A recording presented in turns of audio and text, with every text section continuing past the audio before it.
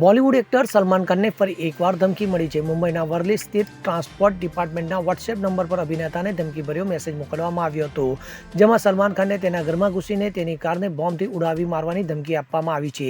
Message મોકલનાર અજાણ્યા વ્યક્તિ વિરુદ્ધ વર્લી પોલીસ સ્ટેશનમાં કેસ નોંધવામાં આવ્યો છે. તો આ ધમકી અંગે સલમાન ખાન અને તેના પરિવાર તરફથી હજી સુધી કોઈ પ્રતિક્રિયા સામે આવી નથી. તો આ ધમકીની જવાબદારી હજી સુધી કોઈ લીધી પણ નથી. તો આ સમાચાર વાંચીને અભિનેતાના ચાહકો ચિંતિત થઈ ગયા છે. તો ઉલ્લેખનીય છે કે આ પહેલા પણ સલમાન ખાનને ઘણી વખત ધમકીઓ મળી ચૂકી છે. તો ગેંગસ્ટર લોરેન્સ બિશ્નોઈ અને ગોલ્ડી બાર દ્વારા અભિનેતાને ઘણી વખત ધમકી આપવામાં આવી છે. તો આટલી સતત ધમકીઓ છતાં પણ સલમાન ખાન પોતાના કામને લઈને સક્રિય છે. તેને પોતાના કામ સાથે કોઈ સમાધાન કર્યું નથી. Bureau report, CN24 news. હવે જુઓ દેશ દુનિયાની તમામ ખબરો તમારી આંગળીના ટેરવે. ઉઠાવો મોબાઈલ અને Google Play Store પરથી ડાઉનલોડ કરો અમારી CN24 ન્યૂઝ મોબાઈલ એપ.